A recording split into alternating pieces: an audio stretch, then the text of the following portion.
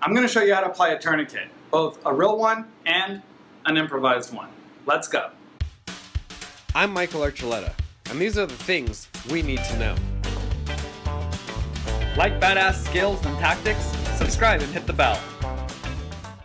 So a tourniquet is used on limbs when arterial bleeding occurs. I'm going to apply this to my leg. Now you can apply it over the clothing, but if possible, you want to apply it directly to the skin. So, let's say my wound is right here, just above the knee. We're going to grab the tourniquet, slide it through the victim's limb, up and about 2 to 3 inches over the wound. Okay, wound is here, tourniquet goes above that, between the wound and the heart. You don't place it under the wound. And you also want to avoid putting it on joints, such as the knee or the elbow. So once you have that tourniquet placed, you're going to go ahead and tighten it with a strap, as tight as you can. You don't want to be able to get your fingers underneath it.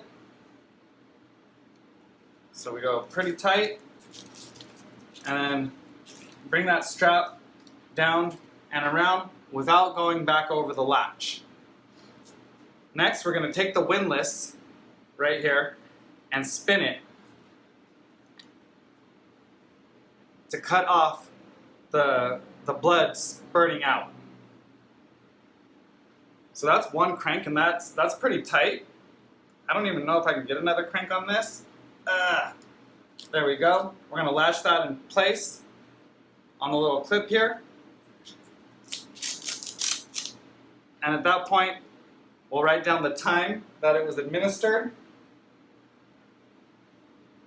Grab a Sharpie, scribble the time on there, and throw that time back on the tourniquet. And that's that for that. Now, if you ever do apply a tourniquet, you would not be the one taking it off. Someone up the medical professional chain is going to go ahead and do that. So as long as the bleeding is stopped, our job here is done. Now for our improvised tourniquet, I'm going to use a t-shirt and a Sharpie. So we'll get our t-shirt out. And this is an old t-shirt that I just had laying out in the garage. It's no good anymore. And I'm actually going to cut this t-shirt up.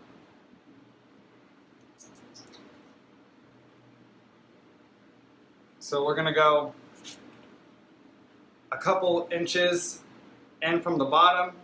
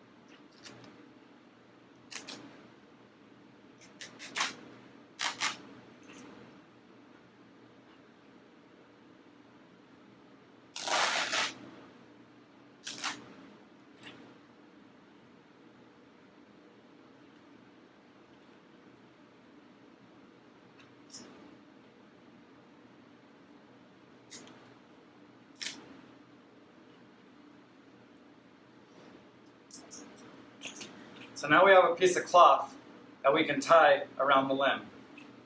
So we're going to go ahead and place the cloth around the limb and make our first overhand knot. And we're going to cinch that up to where it's pretty tight. Again, we don't want to be able to get our fingers underneath it. So it's pretty tight right there. Go a little bit tighter right there. Next, we're going to need an improvised windlass.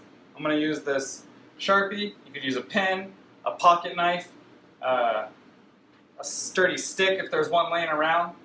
We're going to go ahead and place that right on top of our knot. And then we're going to go ahead and make another overhand knot around that to secure it in place.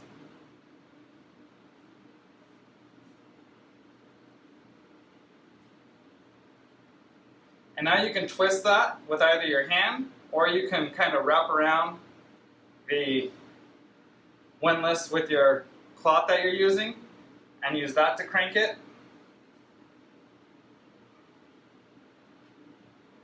The painful part about this is it's pulling my leg hair. But anyways, once we get that tight enough and the bleeding stops,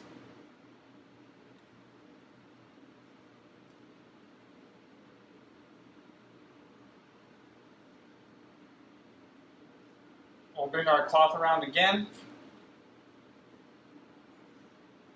and tie that cloth on itself in order to secure that windlass in place.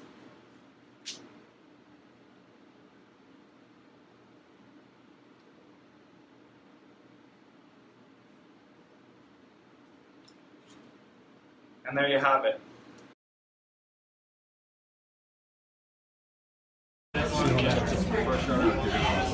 No, I was trying to film it earlier, but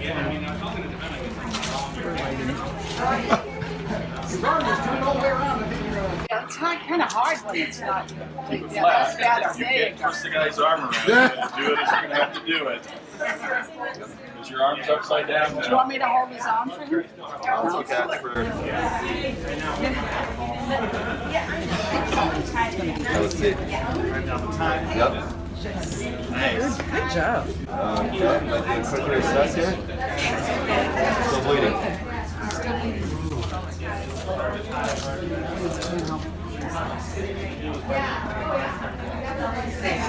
Wow. See, that's the other thing. Having the physical strength with your fingers to do it. Yep. Still bleeding. No, I think that's residual. No, it looks like it's still bleeding. Well, That's it. And like they said, even the improvised ones. You guys ready? I'm gonna start the blood. Okay.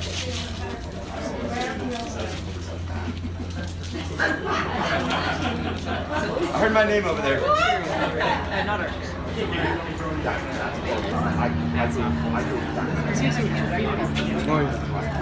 Well, also, the leg's going to be the weight. Stiffer. Yeah, Yes. you're not going to have, you No, know. that's hard because you No. got Right, there's no body to keep it There's no still. weight. If you want. So like this, Like you're going to have. I get that he's tight. Like, great job.